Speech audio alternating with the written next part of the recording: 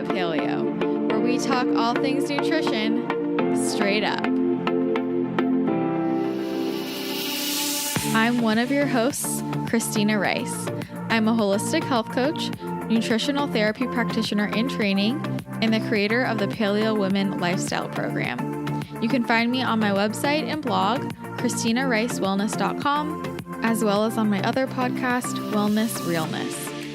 And I'm your other host, Kara Halderman. I'm a nutritional therapy practitioner from Dallas, Texas, NLP master practitioner and mindset coach, and creator of careaboutit.com. In this podcast, we'll be discussing all things paleo, health, and nutrition, along with answering questions straight from you. If you'd like to submit a question for us to answer on the podcast, head to straightuppaleo.com or email us at straightuppaleo@gmail.com. Remember our disclaimer. Materials in this podcast are only to be used as advice and are not to be used in place of general medical advice, diagnosis, or treatment. If you want to support the show, make sure to hit that subscribe button and leave a rating and a review on iTunes. Enjoy the show!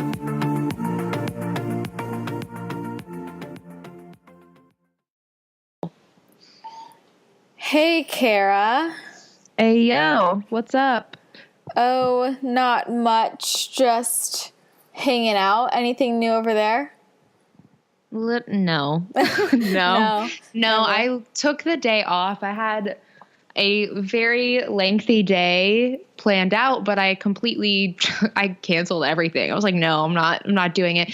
I'm not kidding you. My house was an absolute disaster. Everything was a mess. I had no clean towels, no clean underwear. That's a problem. And I'm like, I have to take some time to do laundry and clean my whole house and just get my life together and have a plan. You know, you just need those days sometimes. I'm the type to just buy new underwear. I won't lie. Wait, really? Yeah, honestly. That was me in college. Now I have so many pairs of underwear because I just didn't want to do laundry, so I just buy more. Oh my gosh, I actually love doing laundry. I don't know what it is, but the act of doing laundry is therapeutic to me, and the act of cleaning is therapeutic to me, but I have to actually get into it. I have to want to do it. Speaking of that, when I was cleaning, I am so sensitive to chemicals. It's bad. Like, I was cleaning my bathroom, and I don't own any non-toxic cleaning products because my mom doesn't have any. She just has, normal bleach or whatever it is, Clorox. I felt like a pile of straight garbage while I was cleaning. Like, I didn't realize how much these chemicals affected me. And then I started burning a candle because I didn't want that bleachy type smell in my house. And then I realized the candle was like from Bath and Body Works or something and was a pool of toxins. And I started to get really sleepy and feel really strange for an hour. And I was like, oh God, I have to blow this candle out. And finally I stepped outside and went for a walk and felt so much better. So now I'm really determined. Like, I have to throw all these chemicals away. I can't be around that anymore. Yeah. Okay. Actually, so if you've been following me for a while, you know that I am a candle freak. I love candles, but ever since I got really into essential oils, I don't really burn them that often. Like, I just diffuse my essential oils. And then the other day I lit a candle from Bath and Body Works, and honestly, I thought I was going to throw up. Like, the fumes. They're strong. I could just feel it in my body. I was like, I feel so toxic. I could not handle it. It was just like too much. And I don't know. I feel like I had gotten desensitized. I used to just love to go in Bath and Body Works, and if I go in there now, I will immediately pass out, just saying.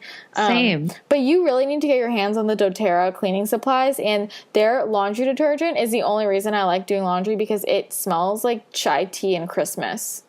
Yum. Those are my two favorite scents. So how could you go wrong? Honestly, I've seen you post a lot about the like On Guard cleaning type stuff. And honestly, today was kind of my kick in the butt to really like order some stuff, or at least switch to a safer, more non-toxic cleaning product, because geez, like, I felt knocked on my butt for a couple hours after cleaning. I just had to lay there. Like you said, you just feel toxic. I don't even know how to explain it, but you feel dirty. Yeah. Like, there's stuff in your freaking body. It drives me nuts.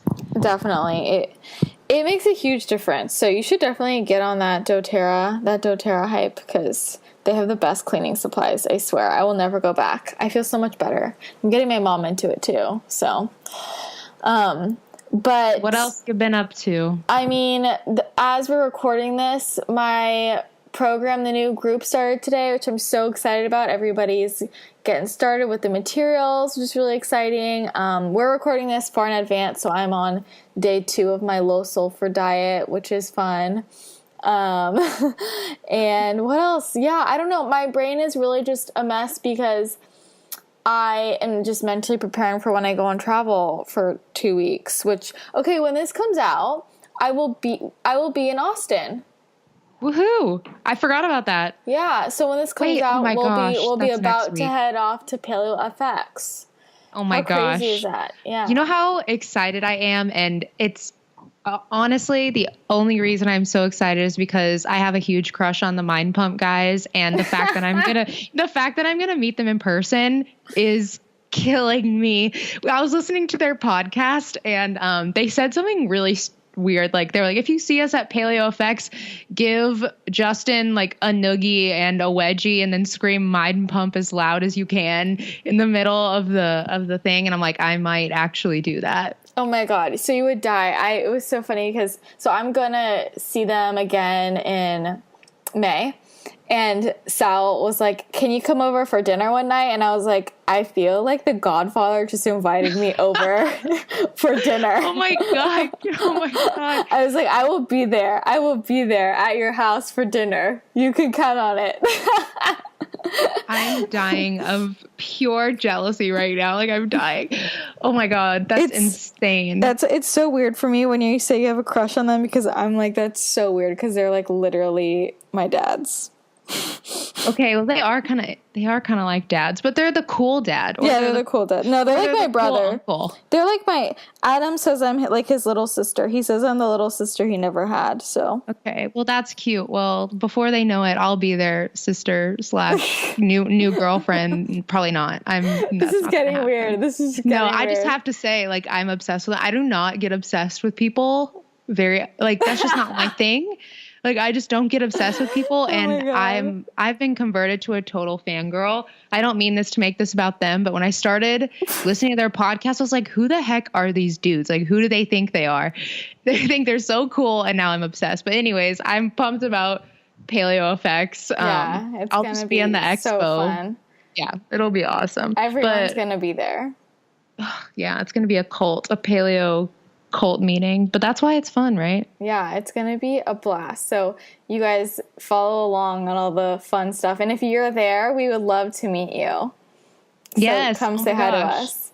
That would be awesome. So fun. Yeah, but I mean, what else have you been doing? Have you eaten anything yummy recently? Okay, so I did something totally out of character the other night, and I came home from work. I got off work at 8 p.m. I hadn't eaten dinner, which is once again out of character for me. And I came home. I had nothing prepared. So you know what I made? I made the bougiest bowl of cereal I've ever had in my whole entire freaking life. I actually haven't had cereal in years, probably 4 or 5 years. But Thrive Market, they now have their own brand of cereal. They're like coconut flakes. And they're only 3 ingredients. It's made from coconut meat, coconut water, and palm starch. And I mean, hey guys, still a processed food, but you know, you got to live sometimes. And it was super delicious. It's like the bougie version of cornflakes. And what I did is I took some almond milk and then I blended it in my blender with some collagen peptides and vanilla and cinnamon. So I made this like protein milk type thing. And then I put that in a bowl with the coconut flakes. And then I topped it with almond butter, and I had a little bit of a leftover mango. So I threw that in there too. And I mean, it was kind of a carb bomb, but it was just what I needed. It was amazing. I loved it. Thrive is my jam. Thrive is seriously the best, and I cannot wait to finish the meat in my freezer because I want to get their meat and seafood delivered to me now that they have that. Ooh, yeah. What would you get from them? I just want a big box of everything. You can just get a big box of all of the options. So I want all of it. And I'm very excited. I've seen people getting it, and it looks very high quality, and I trust Thrive the most. If you guys haven't checked out Thrive, you should go to thrivemarket.com/straightuppaleo because they have so many incredible deals and really, really high quality food. And you can find so many great paleo goods because you can go up to the top and basically filter out all of the options, and you can click on the paleo tab, or you can click on gluten-free or raw, vegan, anything, and just look for what's popular. And it's a great way to find out about new products too. Yes. And like Christina said, you can go to thrivemarket.com/straightuppaleo and you can get our offer of getting $60 of free organic groceries plus free shipping and a 30-day trial. So $60 of free organic groceries, like that's kind of insane. And all of their orders, you get free shipping on $49 or more. So that's actually really easy and obtainable to do. I usually stock up once a month or once every couple of months, and my cart is always over $50 because I'm stocking up for the month and then I just refill. But even if that, I don't know if that sounds like a lot to you or not, but you're actually saving so much money by doing it that way and buying from Thrive. Their products are reduced and almost at like wholesale type prices. Thrive Market is a revolutionary online marketplace.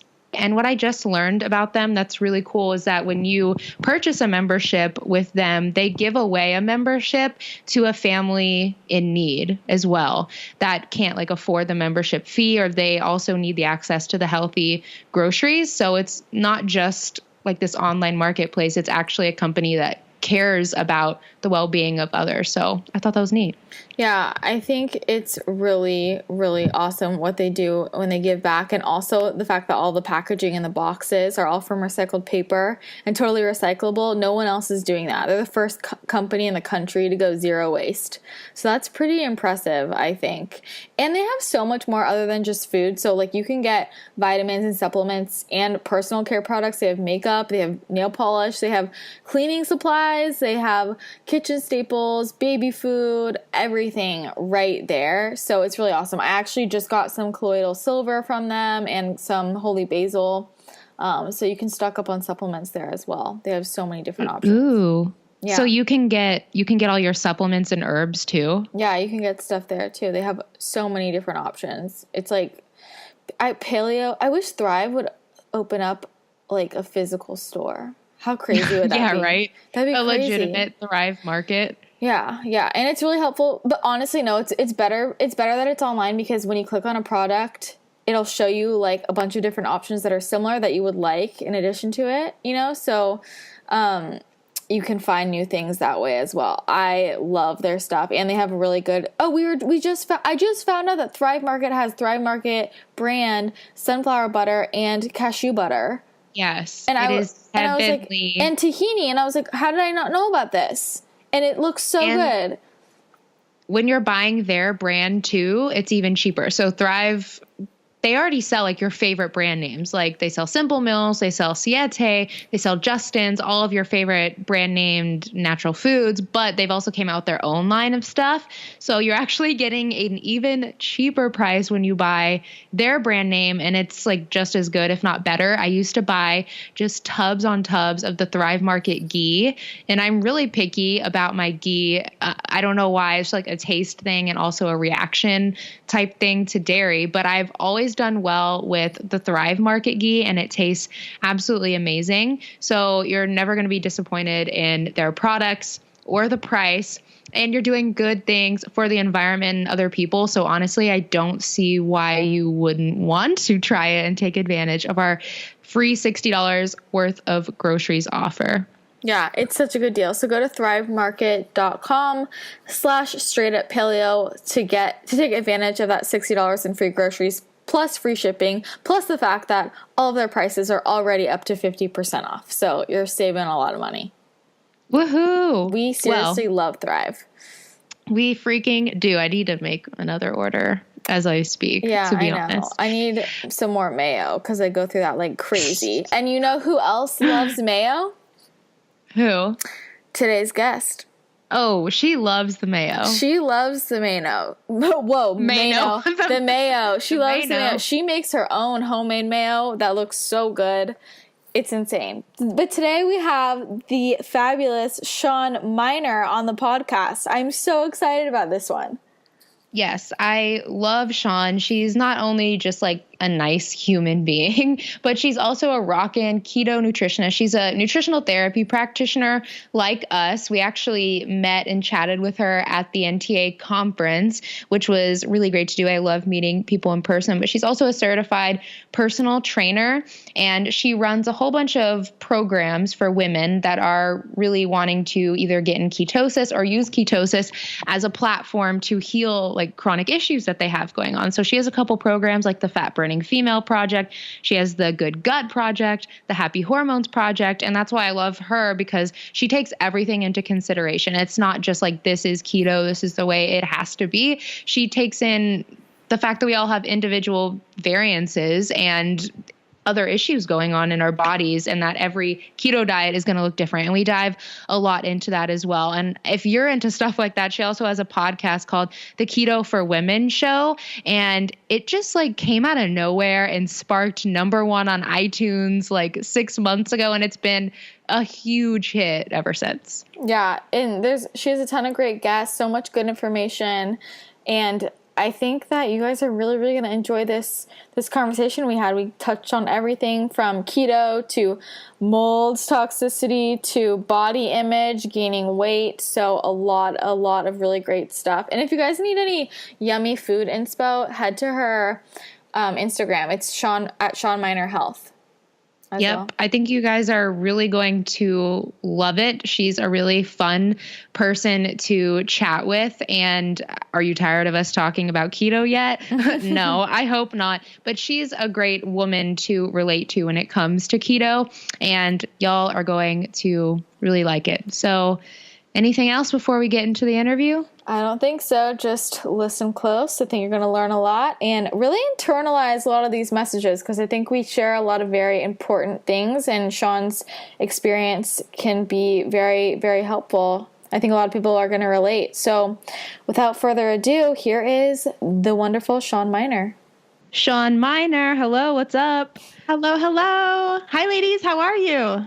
We're awesome. We're so excited to have you on our podcast. We've been talking about this for a while, because this is really weird, but I feel like I followed you actually for a really long time on Instagram. Not like that's creepy or anything, but I've seen you like go from this paleo girl to this big blown up like keto nutritionist. And I'm loving that I see you step into your power, and It's amazing. Thank you so much. Yeah, it's been quite a ride. I will say that for sure, but just going with it. Yes. And we kind of want to get into that. So I'm sure a lot of our listeners know who you are, but for the ones that don't, can you kind of let them know a little bit about yourself? Yeah, of course. My name is Shawn Mynar. I am a holistic nutritionist based out of Boulder, Colorado. That's where I live, although my practice is kind of all online, all digital. So I have lots of clients all over the world. And so I kind of, as most, I think, if not all nutritionists do, got into this field because of my own health issues, so I kind of got into this just by wanting to know what was going on with myself, working on healing some autoimmune diseases and just trying to feel better. And I came from a background of fitness, kind of the fitness world. And if anyone's in it or has been in it, it's pretty intense, that little fitness world, with lots of dieting and undereating and over-exercising. And, it took a toll on my body. So I finally got to a point where I just kind of wanted to learn more about what was going on with me and my health. And honestly, my deteriorating health at that point. And it led me to be a nutritionist, and then kind of led me into the paleo real food world after going through the Nutritional Therapy Association, and got into that. And then again, wanting to work on my own health issues, and again, deteriorating health, and just really not feeling like myself and really having some mystery illness going on. It I mean, I won't bore you with the whole story, but ended up being a pretty long hunt to figure out what that was. And it ended up being due to toxic mold exposure. And there is a very specific, very long, intense protocol that goes along with detoxing from toxic mold exposure. And for me, and for what I knew coming from this holistic nutrition paleo space, I knew that the symptoms I was having could be at least somewhat helped by going into a ketogenic space. So that was kind of the next step that led me into the keto world.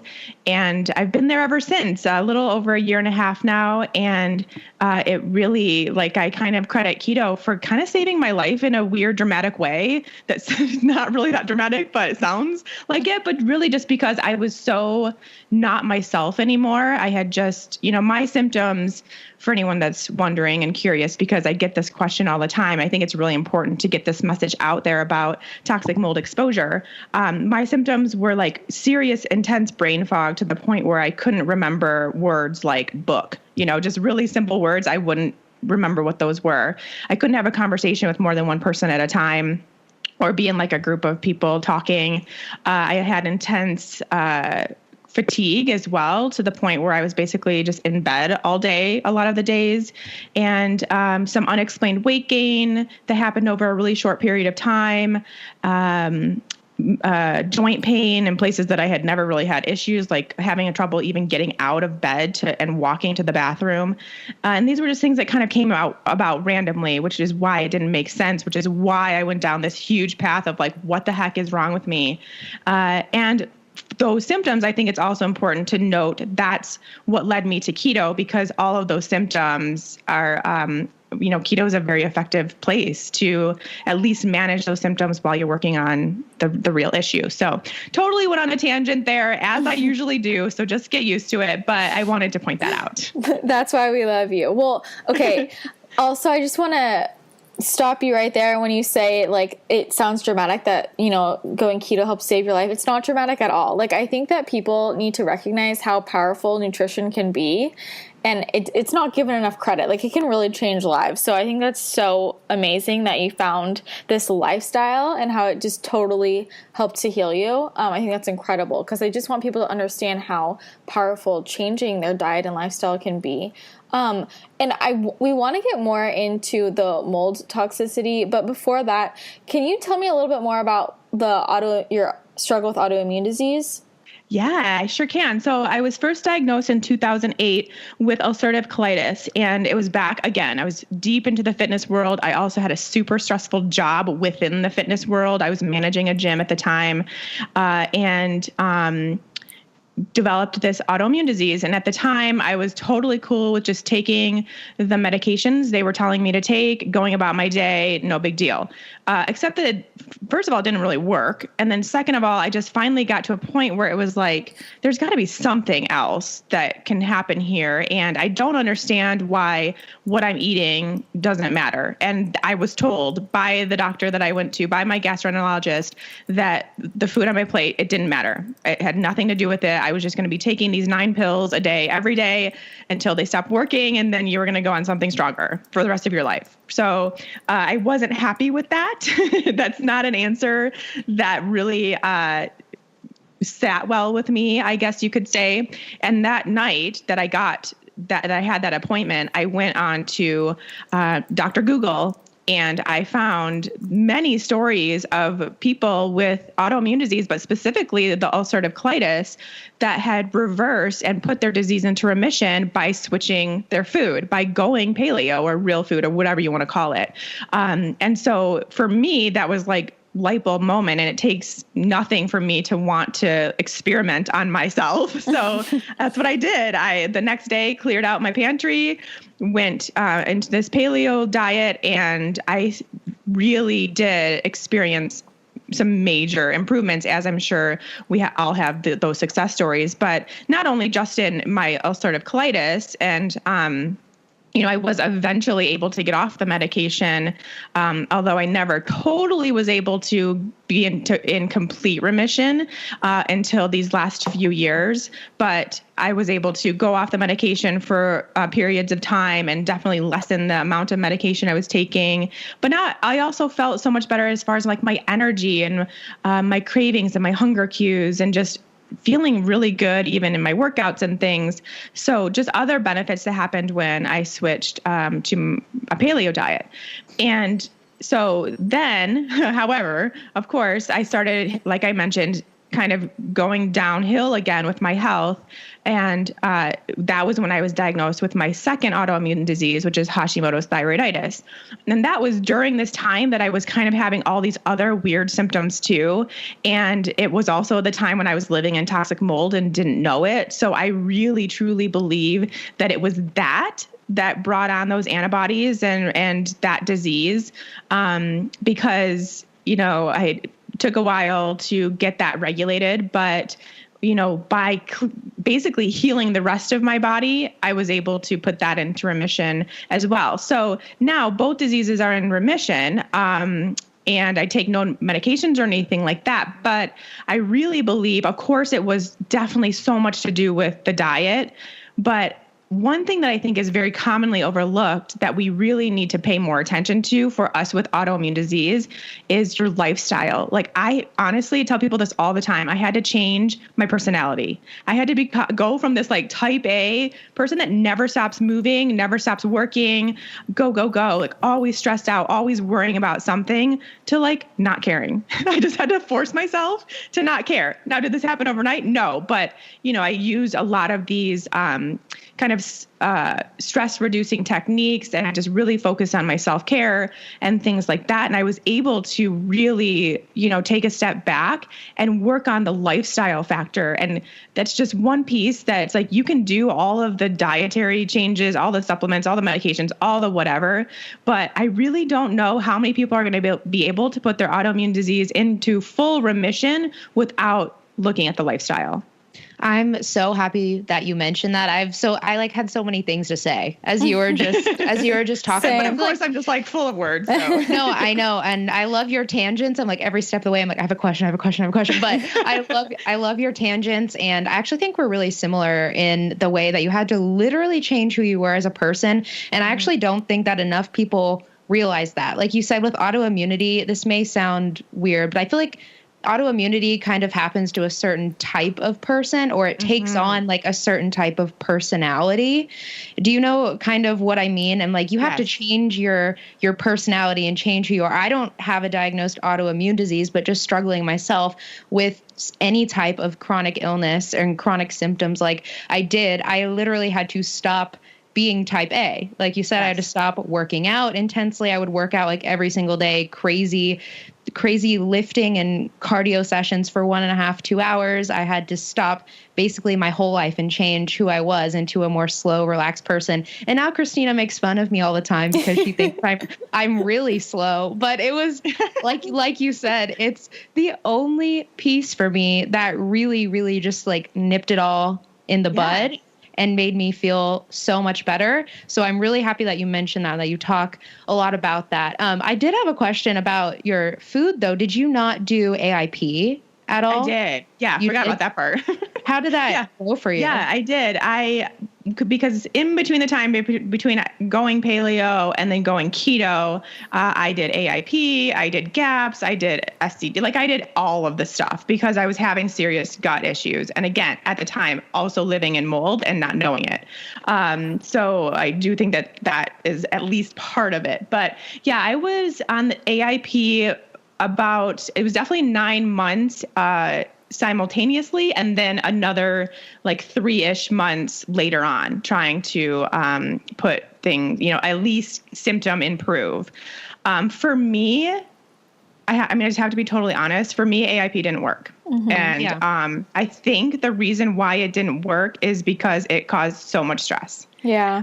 It's super stressful. Something that I think not enough people realize is that the autoimmune protocol is not meant to be long-term. It's a short-term healing protocol.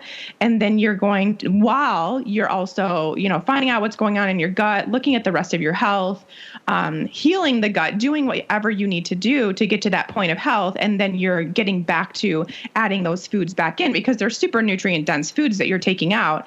And it's just stressful. And, I got to the point where like, I wasn't hanging out with my friends anymore. I was just sitting at home while everyone else was out because I just didn't want to deal with like the questions or like not being able to eat or drink anything or whatever. And it just took such a toll on me that I really just think, again, like if I would have just stayed paleo, done the lifestyle stuff right from the start, I probably wouldn't even have had to go that route. And it didn't really improve anything to the point where it was worth it, to be totally honest.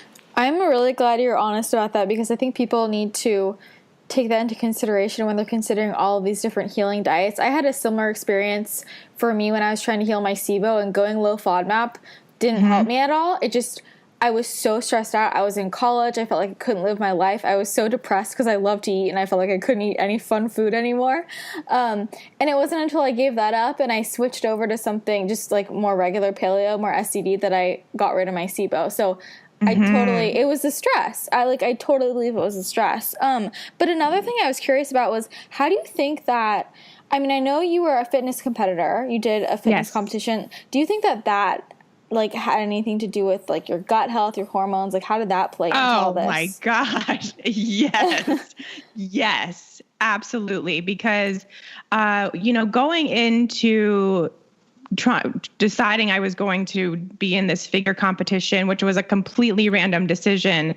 But again, fitness world, craziness, blah, blah, blah. Yeah. But I decided to do it. And prior to, I was, pretty darn healthy. Like I had already had the ulcerative colitis diagnosis, but it was pretty well managed. I wasn't really doing a whole lot. I wasn't even paleo at the time. I actually went paleo at the same time that I decided to do a figure competition. Wow. So I prepped for, the figure competition as a paleo competitor.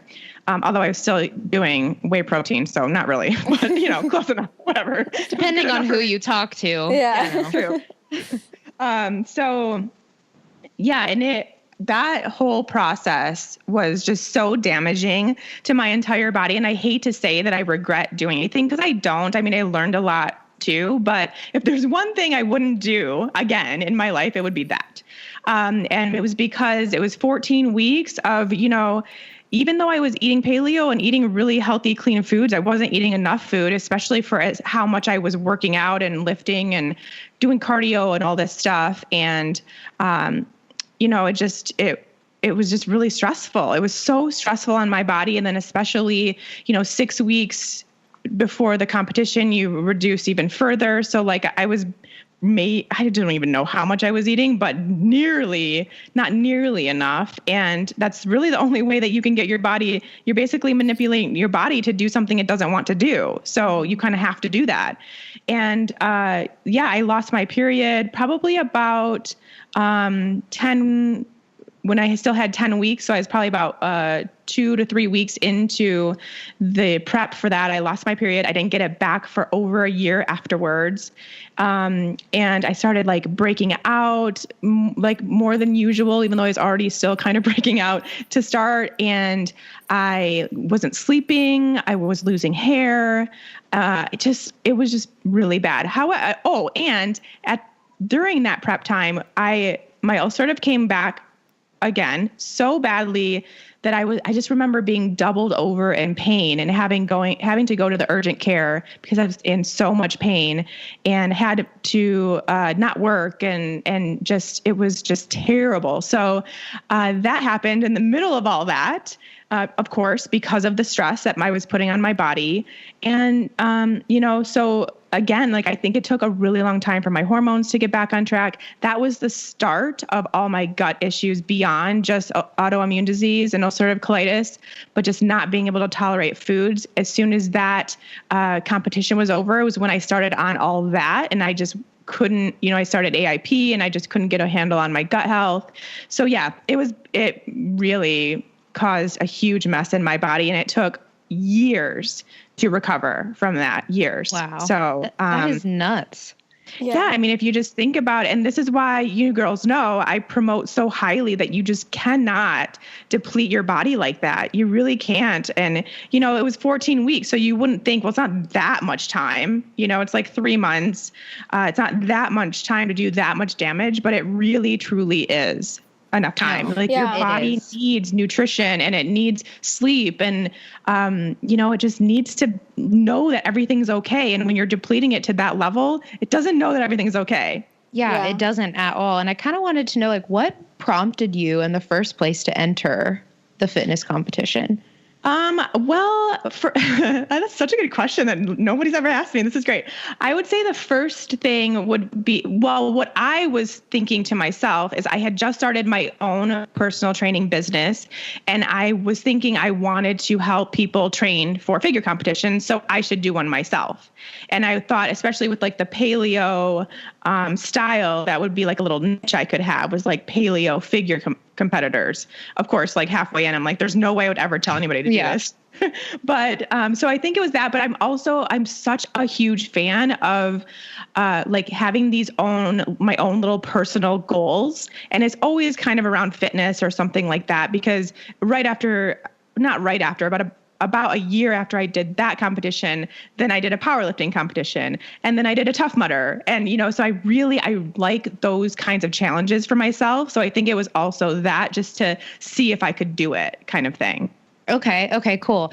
I know that you're a huge proponent of body image, I guess you could say, like body image, having a positive body image and just kind of being cool with who you are and what your body looks like. So I asked you that because I didn't know that you were a super competitive person like that, but I didn't know if you personally went through just like body image type struggles or just wishing your body looked a certain way. Oh, you know? Yeah. My entire life. Yeah. Yeah. Really, honestly, my entire life up until now, and I'm 37 years old, you know, so it's been a long time, but I think it started actually just where I grew up, the friends I grew up with, how the culture was. It was just kind of like I was on the pom-pom squad. So we kind of had to look a certain way for that. And then, you know, it just kind of kept going throughout like college years, and then even into my 20s, and then getting into the fitness industry and being in a gym most of the day and seeing, you know, people that are super fit, and then everyone that you're working with is also super fit, and they're also eating protein shakes and chicken breast and rice and broccoli all the time, every day. And they're talking about how fat they are. And, you know, I was always in an environment that perpetuated it.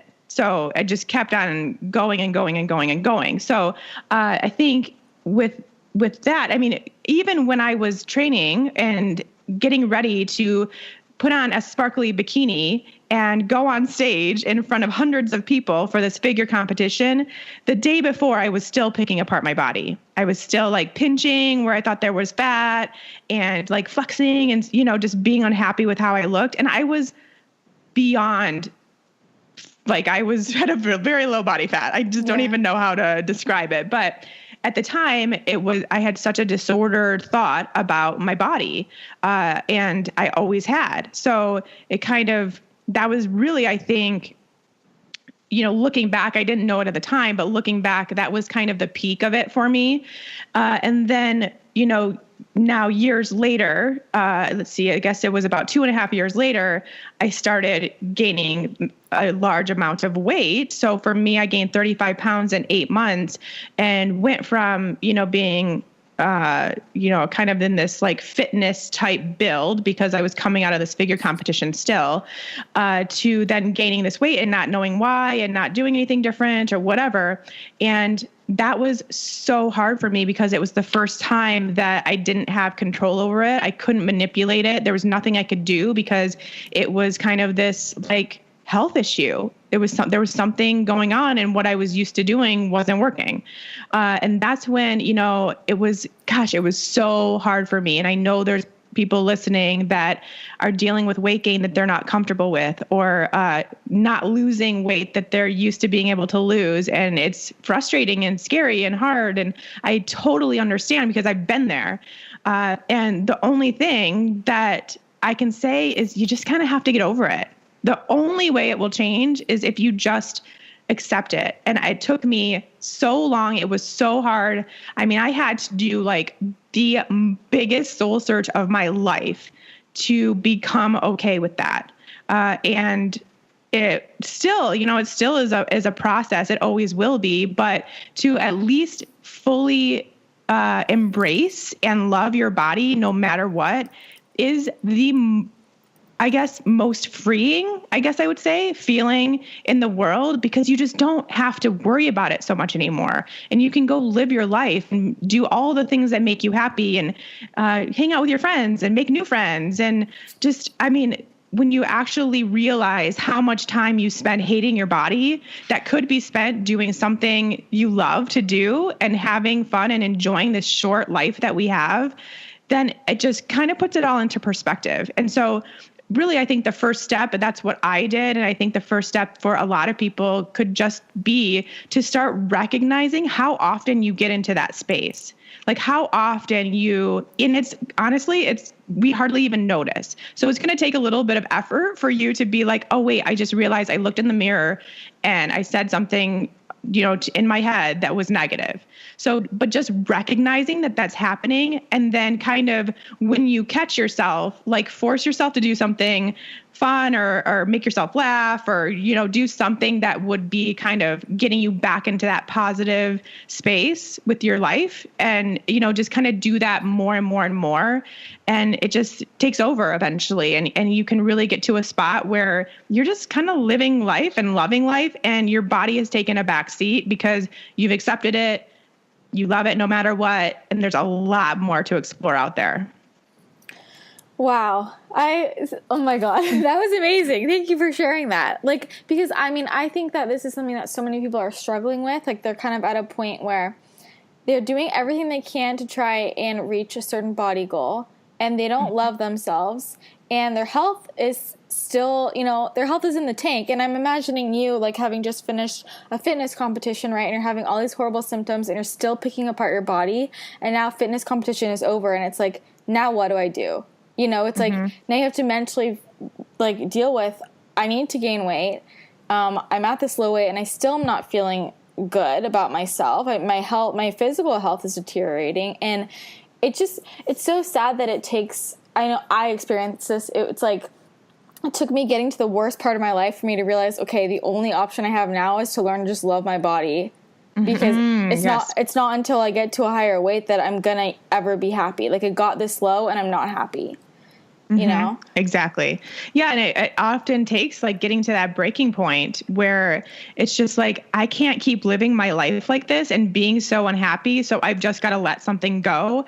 And that something go needs to be obsessing about your body, because a lot of times it's at least partially out of your control. So I think that's the first thing. And I also do want to bring up the idea of health. And one thing that when I made that choice that I was just going to okay, I can't do this anymore, I can't be this unhappy, I just decided that I was going to at least work on feeling my best. So getting to a point where I felt really good and I had energy to go hiking and to go out with my friends and maybe stay up past 9 p.m.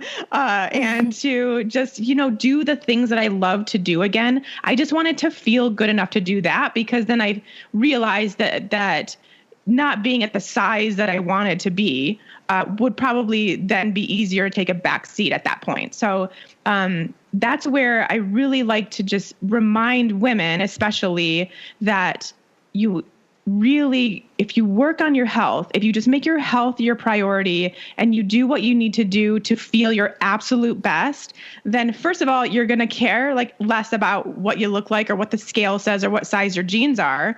But second of all, a lot of times then your weight, if it's something that needs to change, whether it be up or down or whatever, to be your healthiest, that's also going to come around too. But it's not going to happen the reverse way. You're not going to get to this ideal weight and still, and I say ideal with air quotes because it's oftentimes not what your ideal is, but you know what I mean?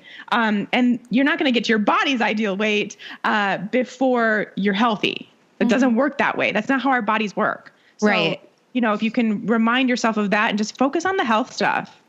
Totally. And in addition to that too, you're not going to be able to fully heal if in the back of your mind, you're talking down on your body all the time, because it's totally contradictory. If you're in this space of, I need to heal, I need to physically get better, but in the back of your mind, you're like, I'm so fat, why can't I lose the weight? Your body's getting two completely different signals. Yes. So like, and just think about how stressful that is. Like, how stressful is it to be negative? You know, like our bodies don't like that. Our stress response doesn't like that. So, just think about that even if you think that you're doing all this stress-free stuff, but if you're still talking negatively to yourself, then, it's right there. That's enough stress to trigger all kinds of illness and disease. Yes. Yeah. Preach. Thank you for that. So obviously that was a huge piece of sort of changing your personality, as you say, in your recovery from, autoimmune diseases and working through the mold toxicity. I want to learn more about what else you did besides mindset to overcome the mold toxicity, because I think that's really interesting. Like what types of things go into that protocol?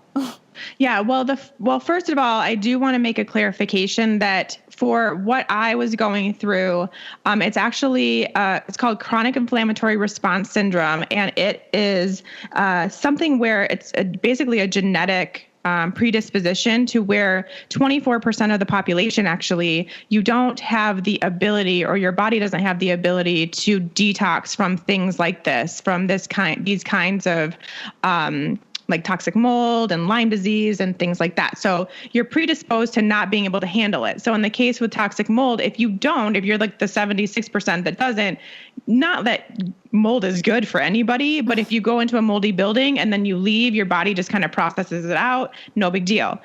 For people like me who have this genetic predisposition, your body can't detox from it. So in order to kind of protect you, it gets super inflamed. And then that inflammation is kind of what causes all of these random symptoms. So just that's kind of what happens. And I just want to make that clear because there's just so many people dealing with this that still don't know it. Because like I said, 24% of the population, and I can tell you, like, not scientifically proven, but just because I have this like sixth sense now, that a lot of buildings are moldy. Yeah. A lot. Oh my God. I know exactly what you mean. I used to work at my mom's, her work in this super old office building. And I'm just a highly sensitive human being. And I would go in that building and it was like, I needed to sleep immediately. It was insane. And I felt like puffy and inflamed. It's like, I know what you mean. You have like a sixth sense about buildings. It's crazy. But how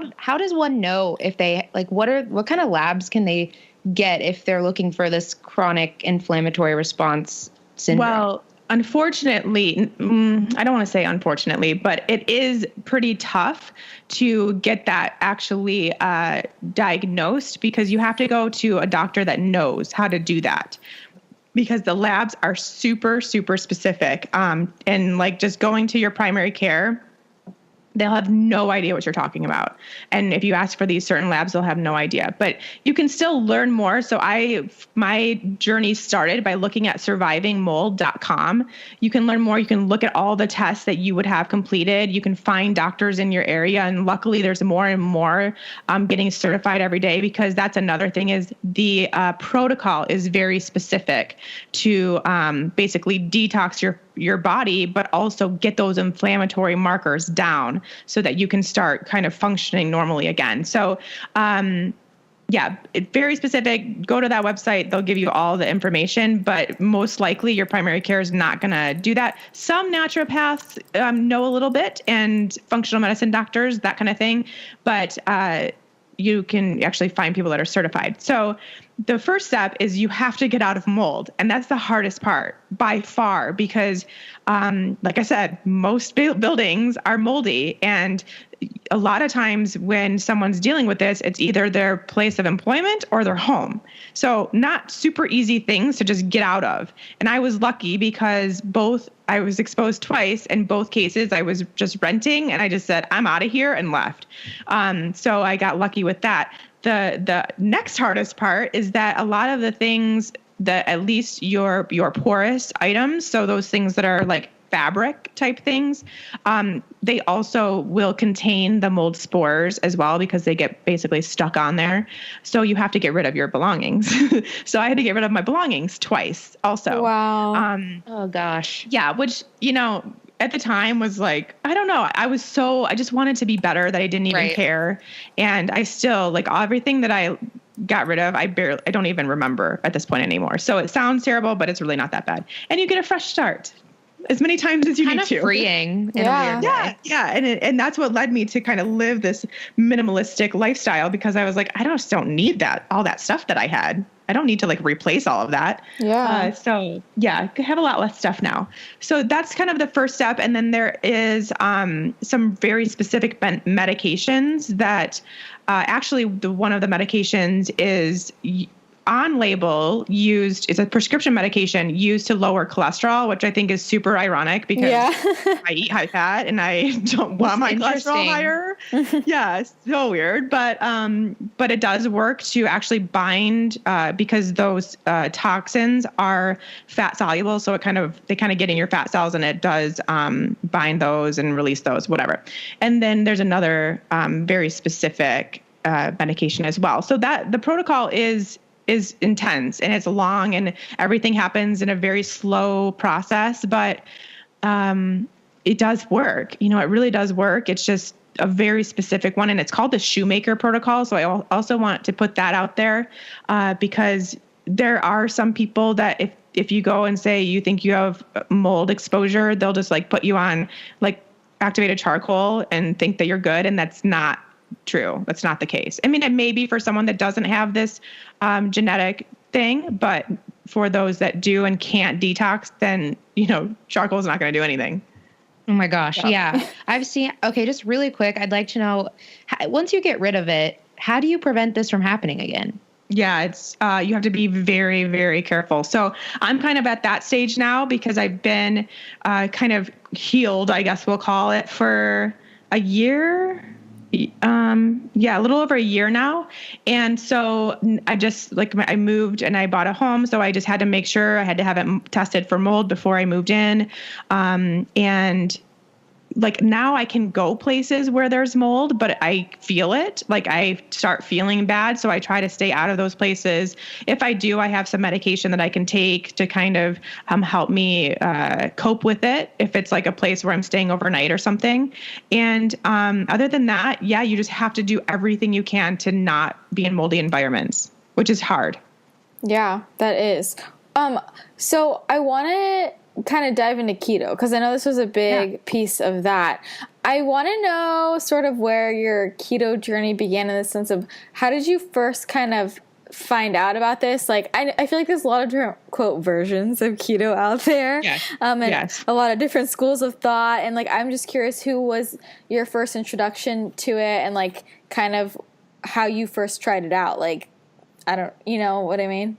Your first it was actually weird because I kind of just did it. I don't even remember looking anything up or following anyone's guidelines or anything like that. I just was like, all right, I'm going to be done eating my sweet potatoes for a while because really that's kind of, I don't eat a whole lot of carbs anyway, even when I was paleo, and I'm just going to eat a lot of fat. So, I started doing kind of like the bulletproof type coffees and those kind of things to get my fats in. But I've already, even when I was paleo, I just naturally eat a high fat diet because I love it and I feel really good doing that. So I was already kind of there. In fact, I almost think that I probably have been in a ketogenic state prior to trying. I really do think that. But so I just kind of went for it. And I just, for me, like I said, it was easy, but I also was so focused but by that time I was like, I'm just worrying about being healthy. Like, I just want to feel good again. I want to feel even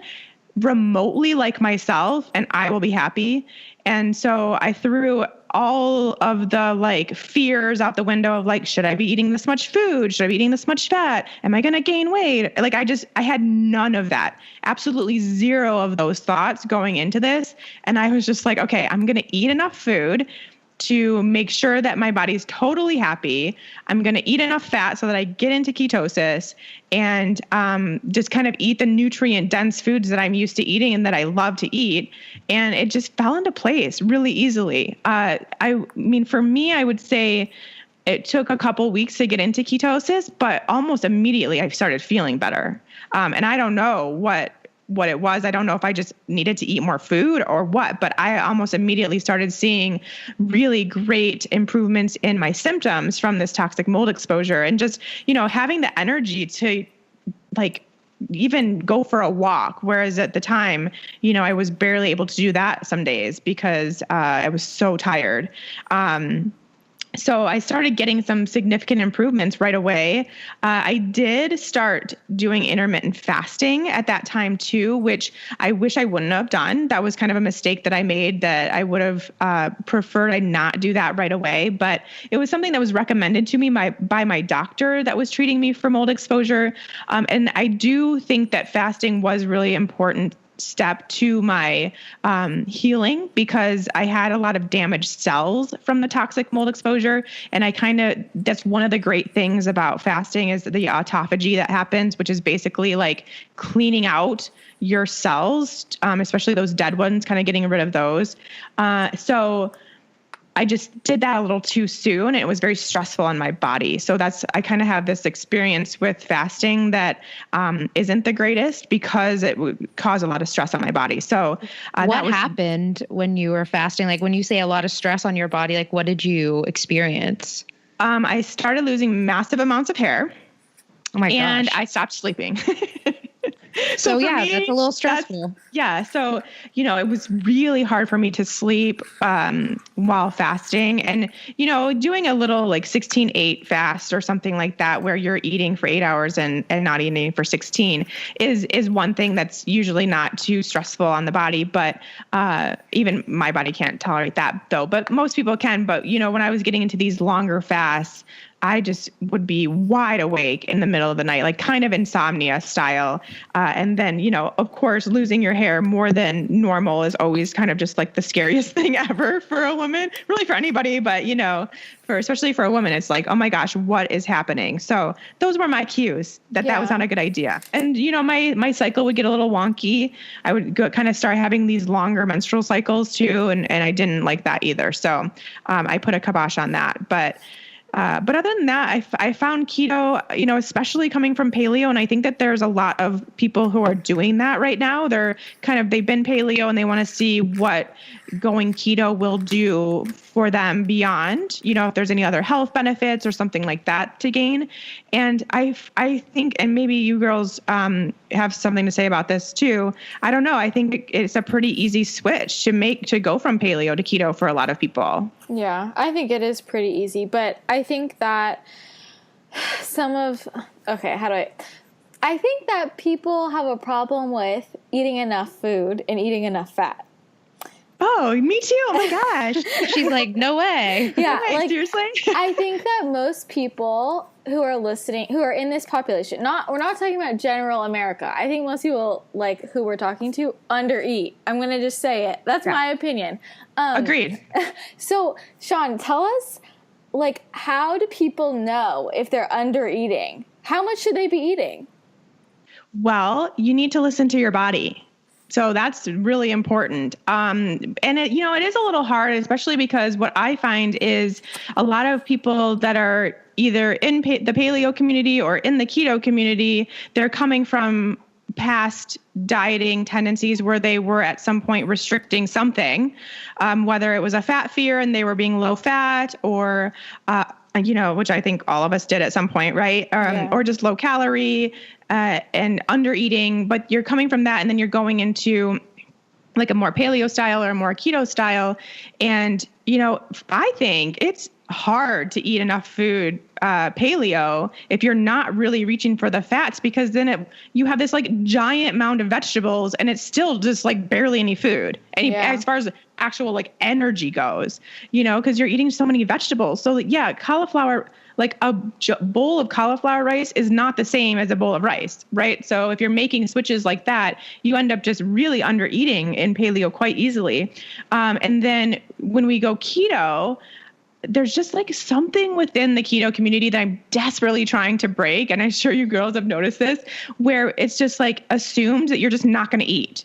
Like keto means not eating. And I don't know why that is. Like, just because all of a sudden you have, normal hunger cues and, fat's really satiating, so you don't feel as hungry that often. It doesn't mean you shouldn't eat, and it doesn't mean you have to fast and just like all of a sudden skip all these meals. So that's something that I find, it just drives me insane about the keto community, because it often ends up with women, especially, creating more health issues than when they started.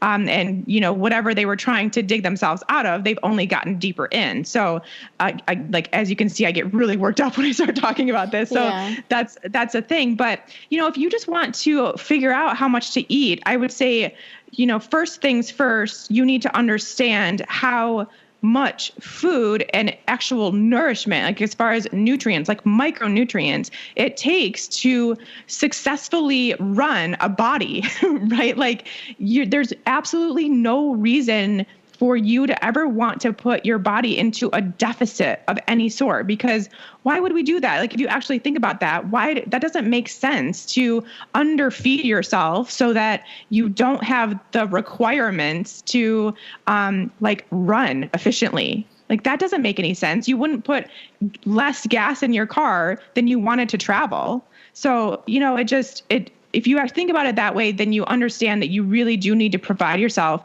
and your body with the right nourishment on a daily basis. And especially considering if you are someone who, is working out and into fitness, or just moves a lot, or has an active job, something like that, you have to supply energy for that as well, not just like the normal daily function of your body and your brain and all these other things going on. So I think that's the first step, is just, you got to get over the fact that you should be undernourishing yourself. Like, there is no like calorie deficit thing that causes weight loss that is actually sustainable and lifelong. That just isn't a thing. And so then I think also the next thing, like I said, you have to listen to your body. Your body, especially once you get over those kind of rules you've put on yourself, or this whole thought process, or the fears around food or anything like that, once you can just kind of let go of all those and throw them in the trash, then you can actually just think about what sounds good, what feels good, notice how your workouts are, or how much better it is for you to study or be at work or something like that when your brain functions at a higher level, because now you've eaten more food. So just eat more food and see how it goes. And then, of course, if you're super full, then maybe you ate too much. If you're still hungry, then go eat more.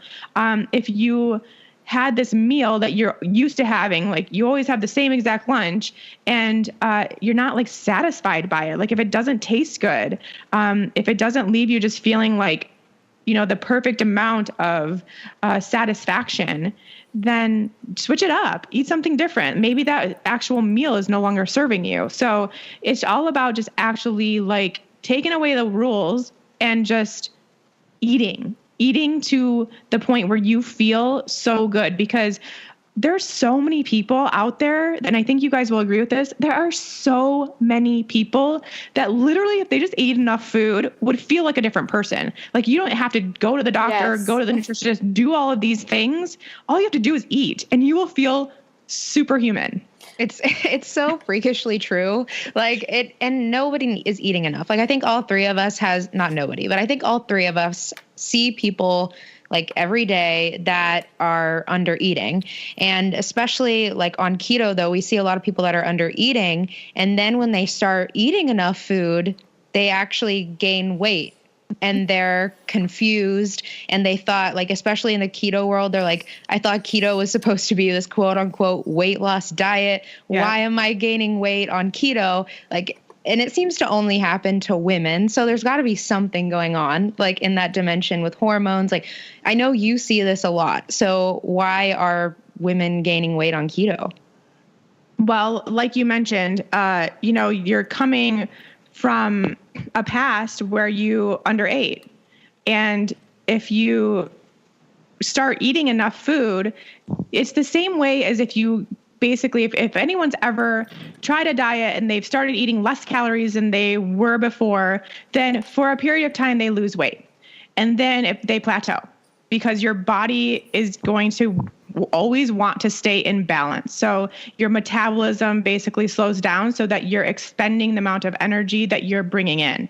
The same thing happens when you start eating a higher amount of food, in that your metabolism goes from where it's used to being and eventually rises to now this new level of energy that you're giving it, but it doesn't happen in like 2 hours. It's going to take some time, and it's going to be different for every woman for your metabolism to balance out and for that energy level. But no matter what, your energy level is going to balance out. Your body wants to be balanced. So it's going to happen. It just, if you start eating more food than you have been in years, which was the case for me, for sure, when I went keto, then it's going to take a little bit of time for that to even itself out. But the end result is that you get this awesome metabolism. So I think that's what we want as the end goal, for sure. So I would say that's one thing. I will also say that quite often I see that, especially with keto, and I think this probably would happen in paleo too,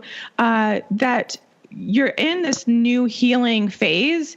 And a lot of times when you have something that needs to be healed, whether you know it's there or not, and, with women, I talk specifically about hormones in this case. If you have something that needs to be healed, and you start this healing diet, a lot of times it kind of basically brings that to the surface.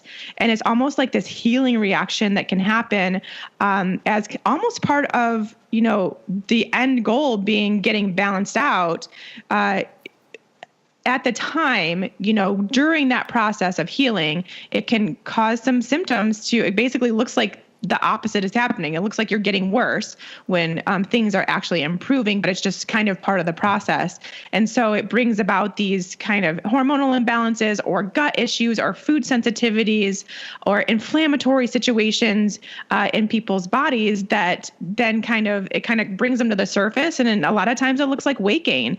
And weight gain, this is what we have to remember about that is whether it's paleo or keto or whatever you're doing, if you start eating real food and nutrient dense food and all the, organic things and doing everything right, quote unquote, right. But you're gaining weight, then first of all, basically you just need to understand that that's a symptom of something else. It has most likely nothing to do with the food, because think about the foods that you're eating. Like, look at your plate of food, and it just wouldn't make sense that, like a steak and salad is going to make you gain weight. It just doesn't make sense, right? Yeah. So it's something beyond the food that you need to look at. And, especially in the keto community, there's a lot of people coming to it with some pretty major illnesses, diseases, imbalances, and it's just bringing that to the surface. And now it's your time to figure out that is, okay, this weight gain is a symptom, and it's my body telling me that I need to look into something further.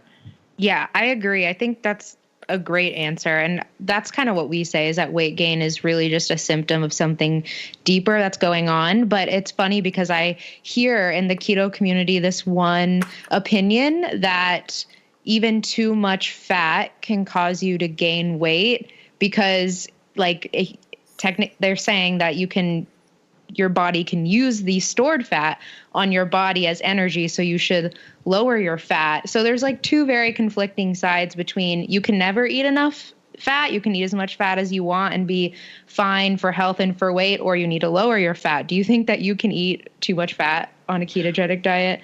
I mean, I think that you could, but I think that you won't.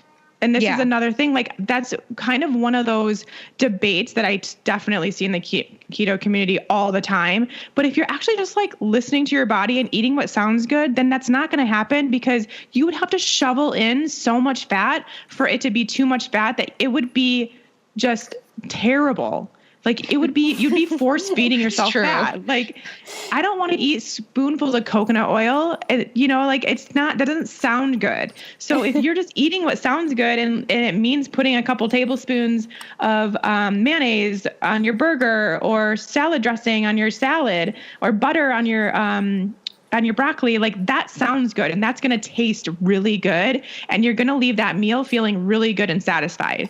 But going beyond, you're not going to want it and your body's not going to give you that signal to do that. So it doesn't make sense. And again, on the other token, eating too little fat, if you're trying to be keto, but you're not eating enough fat to actually produce ketones, which is, one of the biggest things that I see is people having a hard time getting to that level of fat to produce those ketones, at least initially. Your body also will tell you that because you won't feel good. Like you won't be in ketosis, but yet you're eating low carb. So you're in this low carb purgatory that I like to call it situation. But you're not going to feel good. So then that's another cue. Like, okay, I need to be changing something. I'm not getting enough fat. I didn't get enough fat today. That kind of thing. So I'm going to put more on my dinner plate or something like that. So in either case, if you just like become more intuitive with it, then you don't have to listen to all of these kind of quote unquote rules in the keto community, because honestly, there's a rule for everything in both ways. So it's just totally confusing. It is confusing. And I think that part of the reason why a lot of people are stuck in low carb purgatory, as you call it, is because they just have a really skewed perception of like how much fat is too much still, even people who say that they're not fat phobic. Like, and there's a lot of misinformation out there on the internet. I can't tell you how many keto recipes I see out there, or keto guides, online, and it's like 1 added tablespoon of fat.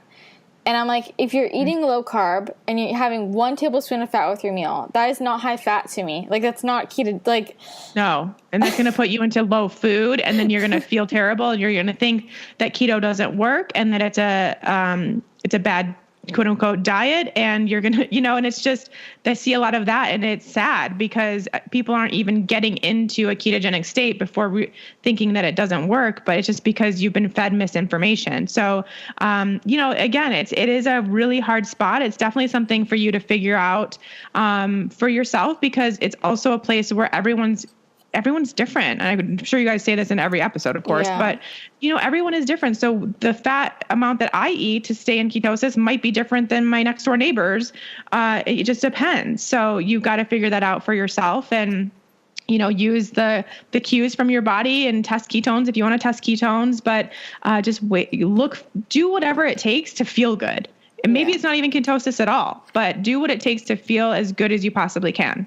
Yes, 100%. I completely agree. So kind of going off what you said, like keto not working for someone because they're doing it like incorrectly. And then they're like, oh, this doesn't work. And they completely write it off. I've listened to a couple of your episodes for your podcast, the Keto For Woman Show. And you had like a couple episodes talking about things that are inhibiting people from doing keto successfully. So what are those things that you've seen in your practice?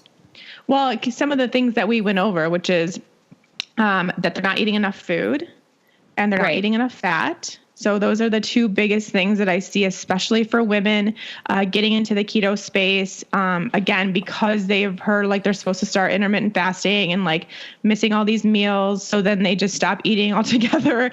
And, that's not going to do anything good for your body, but it's also quite likely going to keep you out of ketosis, or at least a healthy state of ketosis.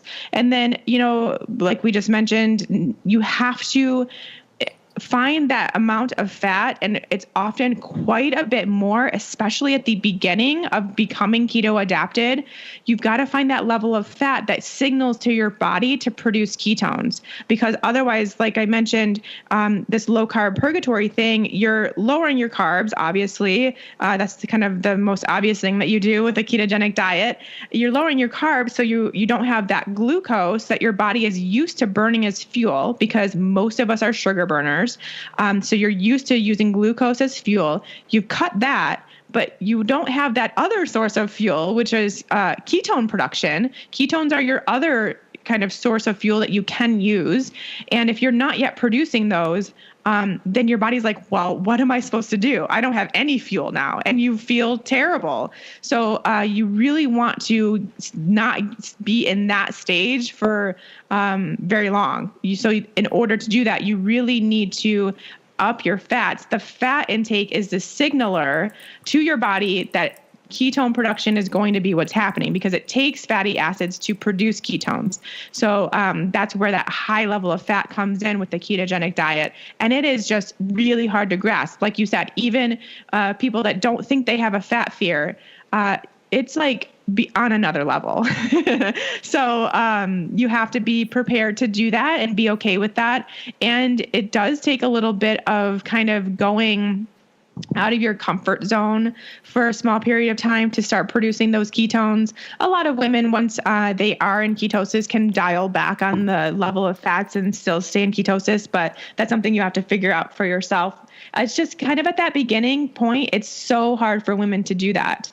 And then I would say the third thing is, I mentioned lifestyle before in this episode, but you kind of have to do that with keto as well, because if you're doing everything right, but yet you're super stressed out and you're not sleeping and you're not taking any time for yourself, then I see it all the time. Like, people cannot produce ketones because of their stress level. And it's like gets even more frustrating and more stressful, because it's like, I'm doing everything quote unquote right. I'm eating all the right fats and everything, but I'm not getting into ketosis. And it's like, you have to look at the bigger picture, and sleep is a really important one too. So that's another reason. And then the last thing I'll say is that sometimes it just takes time. Everyone's really different, and there's a lot of different things that need to be in place in order to get into a ketogenic state, like a good, healthy blood sugar. So, if it's taking a little bit of time, it just might be that your body's working on it. And as long as you're doing, you're eating the high fats, you're lowering your carbohydrates, you're moderating your protein. As long as you're doing that stuff and working on the lifestyle piece, then just give your body the time it needs to get there. I'm curious, do you find personally, does too much protein kick you out of ketosis? No. Mm-mm. Okay. No, it doesn't for me, but because of my workout schedule, I think, and what I like to do for my workouts, that doesn't seem to be an issue. But again, I think with protein, that's probably the biggest question I get. It's so weird. People can't figure out their protein, which I do understand, because a lot of people, especially coming from paleo, are like used to eating all this protein. And a lot of it, not a lot of it, but definitely a part of it we don't need. It's just kind of an excess amount of amino acids there. So I think, dialing it back a little bit, but then again, actually like really considering how much protein do I want at this meal? Do I need to eat an entire chicken breast, or would half be like just as satisfying? Because when I think back to when I was paleo, I think I was definitely eating more protein than I actually wanted, but I didn't really know what else to eat, so I just ate it. And now that I eat more fat and I prefer more fat, it's much easier to just kind of have that moderate level of protein to where you just find that right level. And sometimes I'll put too much on my plate and I'll be eating it, and then I'm just like, I'm kind of done with protein right now. And so you really can also have a really good intuitive cue for protein too. Gotcha. Well, if someone is like if they're in ketosis and they're eating high fat, moderating protein, low carb, and they're still feeling hungry, would you say to increase the protein or the fat? Actually, a lot of times I find it's both. Okay. Like if you can do a little bit of both, that usually works. Sometimes just doing fat will be enough for somebody, but a lot of times, I don't know, the combo of the two is more satiating. So just adding even a few more bites of protein at your meal, but then also dipping it in some sort of sauce or butter or something. So you're also increasing your fat along with it, or you could have a fatty type of meat, like a sausage or something like that will take care of both. And then that usually it does the trick. Gotcha. One other thing I really would like for you to touch on is, I think that people have this idea of what a keto plate looks like. Mm-hmm. And people are shocked that, you know, you could be in ketosis and have beets on your plate or carrots or some plantains. My gosh. I get a rant every time I post beets on my Instagram. They're like, that's not keto. Yeah. Beets? They don't understand. So how does that work? Tell us more about how that can be possible. Yeah, so it's totally just a thing where you can figure out what works for you. And there are definitely people who either blood sugar issues or, metabolic, just something within them, they cannot tolerate carbohydrates and it will kick them out of ketosis. But there are quite a few others, especially if you've been doing keto for a while or you're a super active person or you don't come with any sort of blood sugar issues or other health issues that would require super low carbohydrate, that can tolerate carbohydrates just fine to a certain degree. And again, that degree is different for everybody, and stay in ketosis. And really all you want to do, at least in my opinion, and this is what makes it the lifestyle that I find so easy to live, is to find, first of all, what works for you and to just kind of like hang out there with it. And if it looks different than someone else's keto, who cares? But if it's keeping you in ketosis and you wake up every day feeling amazing and you have this great energy, then that's what works for you. And that's what you can do. So you'll notice if I ever post things on my Instagram and I get questions about like, is blah, blah, blah keto? Then I just say it's keto for me. I don't know if it's keto for you. Because it just like, why? I can't tell you that. I don't know. I don't know how your body reacts to beets or sweet potatoes or cookies or cake, whatever. So, I definitely just really promote this whole like finding your own version of keto because that's what I think makes it really sustainable. And like for me, I can eat a decent amount of carbohydrates and I'm so active that they get burned off pretty much immediately. So it's not something that I really am concerned about. And I still feel really good when I eat them. Now I have had times where I've eaten enough carbohydrates to get me out of ketosis and I don't feel good the next day. And all I want to do is get back into ketosis. So, I have this, I found my sweet spot. And sometimes, I'm going to have like something like cake or cookies or whatever that, gets me out of ketosis. But for the most part, I just kind of have found this spot that works for me. And again, and it's like probably super repetitive, but also something that I think a lot of people that haven't experienced it don't get and don't understand why I keep talking about, but it's also really intuitive. Like, especially if I have a hard workout or, I'm just extra hungry that day, then if I put some carbs on my plate, it makes up for it. I feel really good doing that. And I can tell that my body needs it. So, I've said this with fat, I've said this with protein, and now I'm saying it with carbs. Like your body is going to tell you what you should be putting on your plate at every single meal.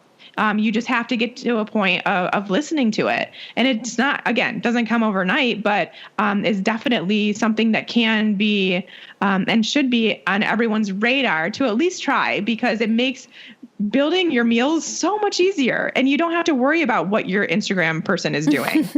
Yes. Preach. Seriously. I actually have a few friends who, they increased their carbohydrates expecting to get kicked out of ketosis and they got higher ketone readings. Yeah. I see that often. Yeah. I see that often. And I think it's, I think it's almost maybe just like a stress relief to some degree in the body. Too. Yeah. Mm-hmm. I think it's really interesting. People should not fear the carbs. Yeah, I know. It's so hard because in the keto community, it's like we went from having fat fear to now we have carb fear and we think carbs are the devil. And like beets and carrots, and we're missing these amazing vegetables that we've been told we can't eat. And they're like the most nutrient dense veggies out there. Yeah. So right. I'm definitely not giving them up.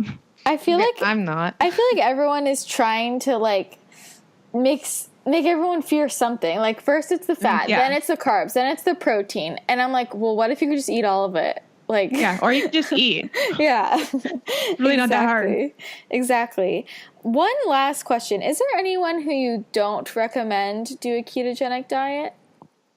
I would say anyone who is kind of just really wrapped up in diets in general. whether it's like a past eating disorder or you just, just disordered eating or just like chronic dieting, and you're going to go into keto as the next thing, then I would say give it a rest and just work on just getting over the need to control your food a little bit before jumping into the next thing. And wait until you can truly see it. And this is something that I'm, again, so passionate about within keto, is I truly believe it is a very healing protocol and lifestyle. I don't think it's a diet. So until you can go into it with the knowledge that it is going to be something that you're at least gaining the knowledge of for life and you're really working on your health, then I don't think that you should do it until you have gotten to that point mentally and just kind of let go of that control. So I would say that. And really, that's pretty much it. I mean, there's some little things here and there, like with pregnancy. I think it's great for pregnancy, but it is something where you definitely have to eat a significant amount of food, and you'll probably need to eat more carbohydrates, but be able to stay in ketosis, which is great because pregnant women have a very easy time staying in ketosis, which is nice. So, there's certain little things, but I don't think as far as an actual disease or illness state, there's anybody that it wouldn't be beneficial for. Right. And I think what you said in the very beginning was so spot on, where you said like a person who's been in this chronic diet position, they're just looking for the next best thing. I think a lot of people hear that, but they don't register that that is them. Yes. Does that make sense? Like they don't actually realize that, hey, that is me. Like just jumping from diet to diet to diet has become such a norm, and it's so accepted in today's society of just a way to live that they don't understand that that is them. And that's what I'm starting to realize being out like in the real world and having a job. I just mentioned on my other podcast, like my friend who is a serious yo-yo type dieter. A lot of the people, I work at a gym, so it only makes sense. But yes, she picked up a keto book. And while it was a great keto book, I knew that she was not ready for that because she's yo-yo dieting. And so I think even a lot of people listening to this need to like take a step back before they jump in to keto, even though it may help them, like work on your mind before you get into something like that, and work on your relationship with food. I'm sure keto can actually help you with your relationship with food, especially if you like have sugar problems. But like what you said just totally resonated with me because I was like, wow, that is just a huge chunk of the population, Yes. Yeah. And I just really don't like this many people getting into keto as the next thing, because I'd rather have everyone see it as the healing protocol that it is. Yes. And that's why I love you and your message, because you really just have it all come across as I'm coming at this from a point of health. And that is why we wanted to have you come on here and just set the record straight that you can do keto and be healthy and come at it from a great mindset. So we are so happy to have you on the show today. We've kept you a little bit past, so we're going to wrap it up. I'd love if you could tell our listeners about your podcast, where they can find you, all that good stuff. Yeah. So I am at ShawnMynar.com on the web, and Shawn Mynar Health on Instagram and Facebook. I post a lot over there. And my podcast is called the Keto For Women Show, and it's everywhere that you would listen to podcasts. So very easy to find. But it's just kind of diving into basically everything we just talked about in this whole keto segment of this episode, talking about that a little deeper and, having guests. And it's just a really fun space with women that really want to take charge of their health. And I'm just like, I just love that little community so much. So yeah, you can find me over there. Yes. Okay. Yay. Thank you so much. And you guys, you have to check out Shawn's podcast. She has so much good content out there. So definitely check it out. And she has her Fat Burning Female Project, Happy Hormones. Yes. All of the things. Yeah. So thank you again so much for coming on. I'm sure this was so helpful to so many people. I really appreciate you sharing your story. And we cannot wait for everyone to hear it. Yay. Thanks so much, ladies, for having me. It was really fun.